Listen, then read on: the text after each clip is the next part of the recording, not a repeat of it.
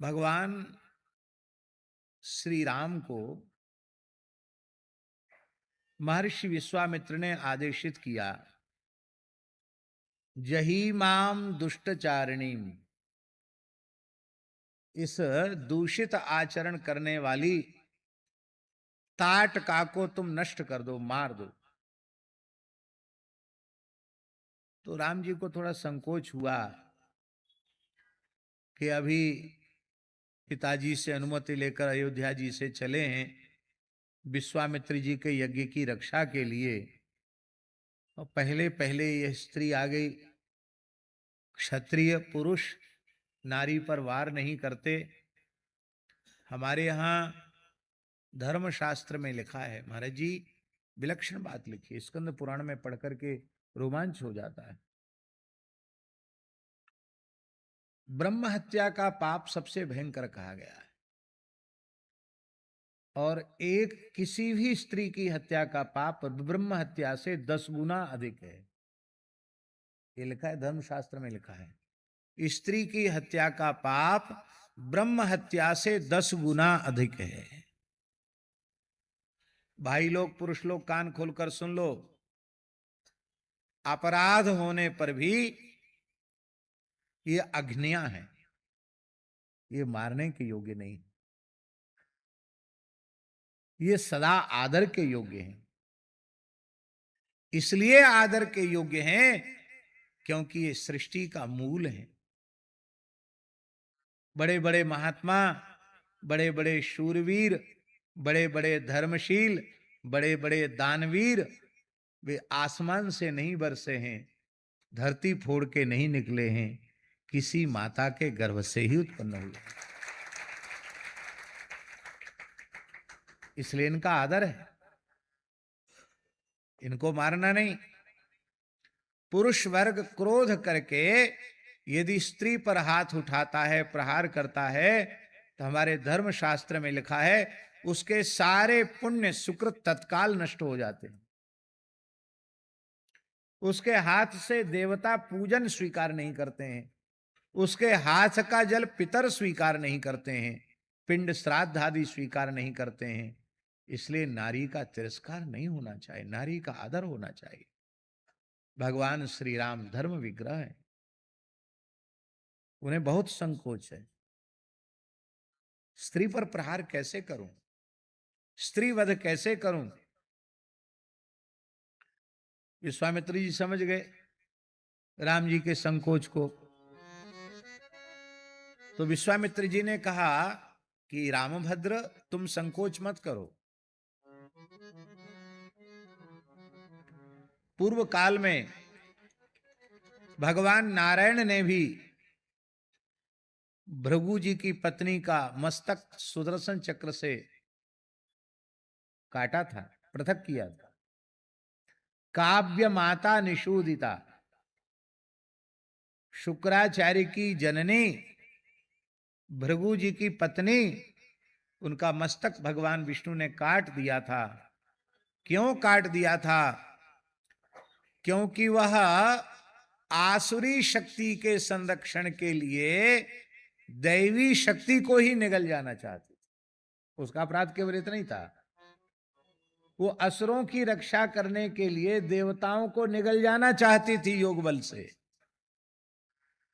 तो दैवी संपत्ति की रक्षा करना, देवताओं की रक्षा करना, ये तो भगवान का कर्तव्य है। भगवान ने उसका वध कर दिया, भगवान को पाप नहीं लगा। एक बार इंद्र ने भी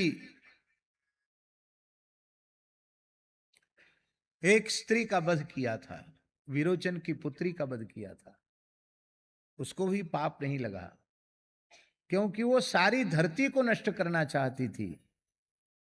इसलिए इंद्र को भी पाप नहीं लगा।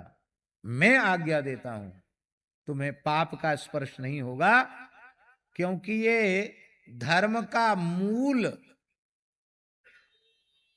ये उसी को नष्ट करने वाली है।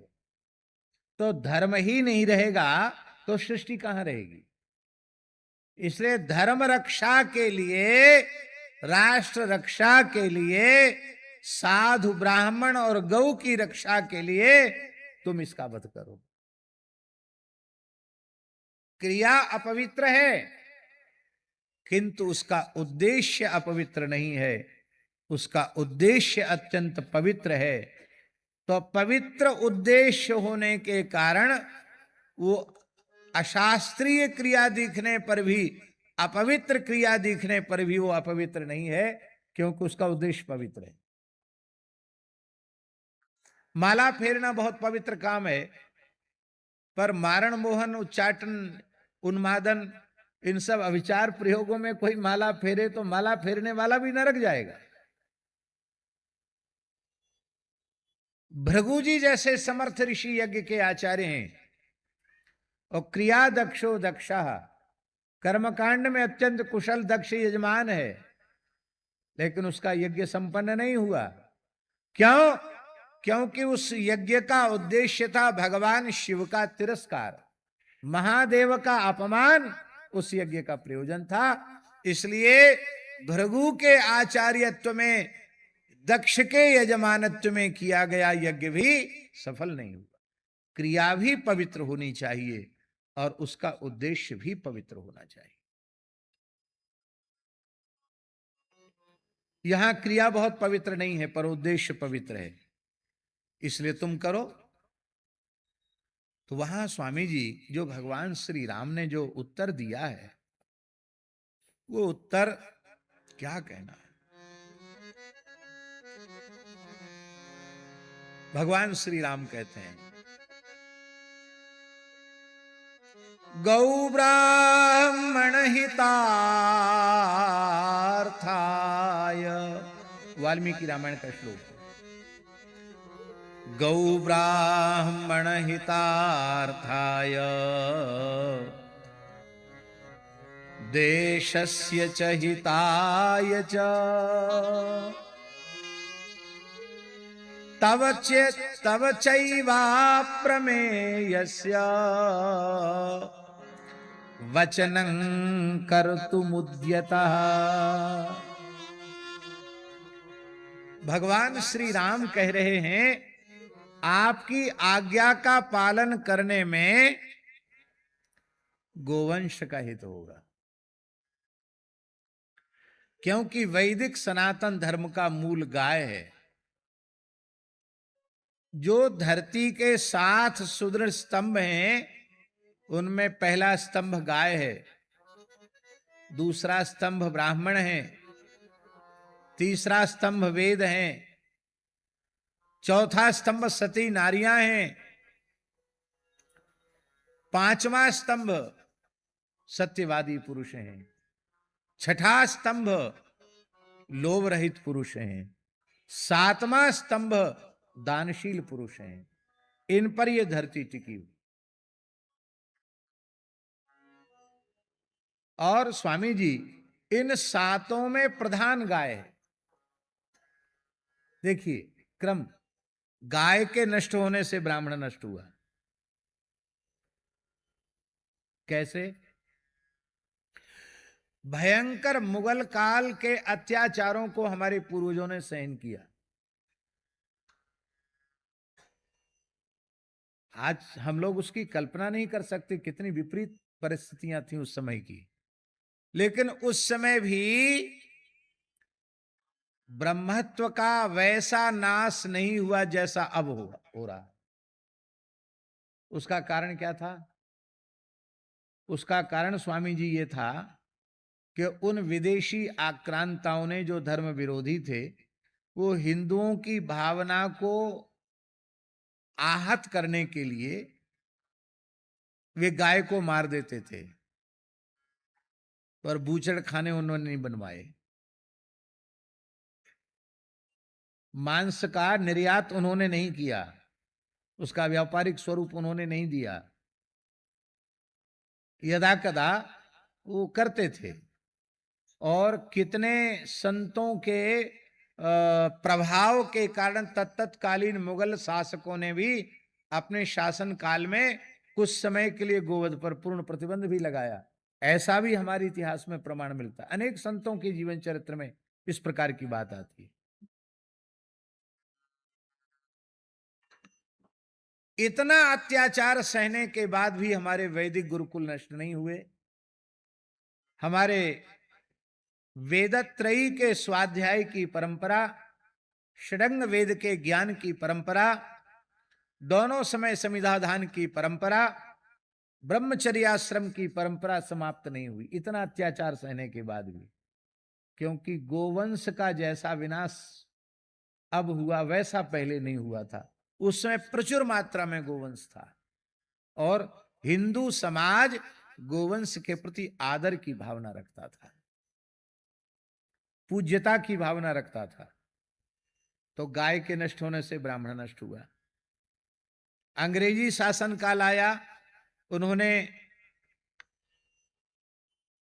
गोवधशालाएं खोली और उसका कूका नामधारी सिखों ने विरोध किया और वे गोरक्षा की बलवेदी पर चढ़ गए। इतिहास साक्षी है। राम सिंह जी महाराज, राम सिंह जी महाराज के जो शिष्य परिकर थे, उन्होंने अपना बलिदान किया और पहले बूचड़ खाने का जो अंग्रेज स्थापित कर रहे थे उसका प्रबल विरोध किया, नहीं होने दिया। उन्होंने गोरक्षा की बलवेदी पर अपने आप को समर्पित किया। किंतु स्वतंत्रता के बाद और अधिक उपेक्षा होती चली गई, गोवंश की हिंसा होती चली गई। उसका दुष्परिणाम यह आया कि गाय के नष्ट होने से ब्राह्मण नष्ट हुआ, ब्राह्मण के नष्ट होने से वेद नष्ट हुआ। बहुत ध्यान से सुने, ब्राह्मण का नष्ट होने का मतलब केवल जाति विशेष नहीं, ब्राह्मण के नष्ट होने का मतलब है संपूर्ण वर्ण व्यवस्था का नाश, संपूर्ण मनुष्यत्व का नाश। स्वामी जी, ब्राह्मण सुरक्षित रहेगा तो क्षत्रियों में क्षत्रियत्व भी सुरक्षित रहेगा, ब्रह्मत्व सुरक्षित रहेगा तो वैश्यों का वैश्यत्व भी सुरक्षित रहेगा, ब्रह्मत्व सुरक्षित रहेगा तो शूद्रों का शूद्रत्व भी सुरक्षित होगा। शूद्र कहने से कोई नीचा नहीं हो जाता है, कोई अधम या पतित नहीं हो जाता, ये संज्ञा है। और शूद्र उस वर्ण का नाम है जिसके बिना कोई भी वर्ण अपने धर्म का पालन करने में, अपने कर्तव्य के पालन करने में समर्थ न हो, उस वर्ण का नाम है शूद्र। वेद में लिखा है कि पहले एक ब्राह्मण की सृष्टि हुई। ब्रह्मा जी ने आकर पूछा, भाई तुमने बढ़ाया नहीं, कुछ काम आगे? तो वेद भगवान कहते सनैव व्यभवत, ब्राह्मणों ने कहा हमसे काम नहीं हो रहा है सृष्टि विस्तार का। तो सक्षत्र वर्ण सृजत, तब ब्रह्मा जी ने क्षत्रिय वर्ण की सृष्टि की। कुछ दिन बाद क्षत्रियों के पास है, बोले भाई वो तो आप दोनों ब्राह्मण क्षत्रिय मिलके भी वहीं के वहीं है, आगे कुछ काम बढ़ नहीं रहा, क्या बात है? ब्राह्मणों ने कहा महाराज हमारी समस्या ये थी, आपने हमको षडंग वेद का स्वाध्याय और तप, ये विभाग आपने हमको सौंपे। अब हमारे इस सात्विक कर्मों में आसुरी शक्तियां विघ्न करती हैं, हम उनसे लड़ें कि स्वधर्म का कर्तव्य का पालन करें? उसके लिए आपने क्षत्रियों की सृष्टि की। अब क्षत्रिय राष्ट्र रक्षा धर्म रक्षा के लिए सेना रखेंगे तो उनको धन की आवश्यकता पड़ेगी। वो कहते महाराज हमारे पास तो रहने का ठिकाना नहीं, खाने का ठिकाना नहीं, हम कहां से युद्ध करेंगे? तो सब विड वर्ण मसृजत, तब ब्रह्मा जी ने वो प्रजा की सेवा कर सकें, राज्य को व्यवस्थित कर सकें, इसलिए वैश्य वर्ण की सृष्टि की। वैश्यों को आकर पूछा, बोले हमसे भी काम नहीं चल रहा है। क्यों? बोले हम कल कारखाने लगाएंगे, धंधा करेंगे, खेती करेंगे, गोरक्षा करेंगे, वाणिज्य करेंगे, तो हमको सहयोगियों की आवश्यकता है, हम अकेले क्या करेंगे, हमसे कुछ नहीं होगा। तब वेद भगवान कहते सशूद्र वर्ण मसृजत, ब्राह्मण अपने धर्म का पालन बिना शूद्र के सहयोग के नहीं कर सकता। ब्राह्मण मठ मंदिर बनाएगा, यज्ञशाला बनाएगा, पूजा करेगा, पर यज्ञशाला कौन बनाएगा? मंदिर कौन बनाएगा? गुरुकुल कौन बनाएगा? ये तो वही लोग बनाएंगे कि नहीं बनाएंगे? तो ब्राह्मण अपने स्वधर्माचरण में, कर्तव्य पालन में बिना उनके सहयोग के समर्थ नहीं है। क्षत्रिय युद्ध करेगा, प्रजा की रक्षा करेगा, पर ये किला कौन बनाएगा, सेना में लड़ेगा कौन, सहयोग कौन करेगा, सारा काम तो उनके अधीन है। तो क्षत्रिय भी अपने धर्म का पालन उनके सहयोग के बिना नहीं कर सकते। वैश्य, वो कृषि, गोरक्षा और वाणिज्य, ये तीनों काम बिना शूद्र वर्ण के सहयोग के नहीं कर सकते। इसलिए हमारे वैदिक पौराणिक काल में सबसे समृद्ध वर्ण था शूद्र वर्ण। वो दलित नहीं था, वो उपेक्षित नहीं था, वो शक्ति सामर्थ्य शून्य शून्य नहीं था। भगवान व्यास के पुराणों को आप देखें, एक से एक समृद्ध शूद्रों का चरित्र है, बहुत समृद्ध थे वो। पर इन चारों वर्णों में परस्पर बड़ी प्रीति थी, कोई द्वेष, वैर और घृणा का भाव नहीं था। आप भगवान रामकृष्ण का चरित्र देख लीजिए, संतों की वाणियां देख लीजिए। तो ब्राह्मण की रक्षा का मतलब है संपूर्ण मानव जाति की रक्षा, सबकी रक्षा। ब्राह्मण नष्ट हो गया, ब्राह्मण के नष्ट होने से वेद नष्ट हो गया, कहां रहेगा ज्ञान, आधार ही नष्ट हो जाएगा तो आधे वस्तु कहां रखी जाएगी। वेद नष्ट होने से सदाचार नष्ट हो गया, और सदाचार नष्ट होने से स्वेच्छाचारी दुराचारी पुरुष समाज में पैदा हो गए, और उससे माताओं की पवित्रता नष्ट हो गई, सतीत्व नष्ट हो गया। और जब सतीत्व नष्ट हो गया तो ये शूरवीर पुरुष, दानशील पुरुष, लोभ रहित पुरुष, सत्यवादी पुरुष, ये कहां से उत्पन्न होंगे, किसी सती साध्वी पतिव्रता नारी के गर्भ से ही उत्पन्न होंगे। तो ये समस्या संसार के सामने आई। इसलिए भगवान ने, महाराज जी, 3 बात कही राम जी ने, गौ ब्राह्मण हितार्थाय देशस्य च हिताय च। आज हम लोग राष्ट्र प्रथम कहते हैं, अच्छी बात है, कहना भी चाहिए, और राष्ट्र में हम रहते हैं तो प्रत्येक राम भक्त कृष्ण भक्त को राष्ट्र भक्त भी होना ही चाहिए। यदि वो राष्ट्र भक्त नहीं है तो राम भक्त कृष्ण भक्त शिव भक्त गणपति भक्त भी नहीं है, वो किसी का भक्त नहीं है। क्योंकि जिस राष्ट्र में हम उत्पन्न हुए हैं, जहां का अन्न जल हम अपने शरीर को, जहां के अन्न जल से अपने शरीर को पुष्ट कर रहे हैं, उस राष्ट्र के प्रति हमारी भक्ति न हो तो हम भगवत भक्त भी नहीं हो सकते। इसलिए भक्ति का शुभारंभ, दास की ऐसी मान्यता है, भक्ति का शुभारंभ कहां से है, हम कहां से भक्ति करें, तो सबसे पहले अपनी जन्मदात्री माता और अपने जनक पिता से भक्ति का आरंभ करें, पिता माता की भक्ति करें। फिर जिस शिक्षक ने हमें शास्त्र ज्ञान दिया है, विद्या प्रदान की है, उस शिक्षक के प्रति हम भक्ति रखें।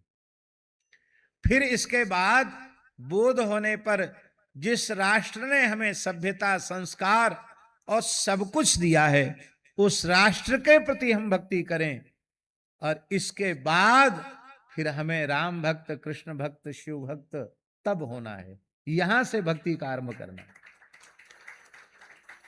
राष्ट्र भक्ति के बाद भगवत भक्ति आरंभ होगी, ये बिल्कुल ठीक है। पर राष्ट्र कहते किसको हैं? जिन भगवान श्री राम के राज्य को आज भी आदर्श मानकर हम राम राज्य की चर्चा करते हैं, वो राम जी राज्य मानते किसको हैं, राष्ट्र मानते किसको हैं, देश मानते किसको हैं? बोले जहां गौ और ब्राह्मण प्रसन्न हो। ब्राह्मण के प्रसन्न होने से संपूर्ण मानव जाति सुखी हो गई, क्योंकि ब्राह्मण मस्तिष्क है। प्रत्येक समाज की पीड़ा का, कष्ट का अनुभव करने वाला जो वर्ण और उसके कष्ट की निवृत्ति के प्रयत्न में कटिबद्ध होकर लग जाने वाला जो वर्ण है, वो ब्राह्मण।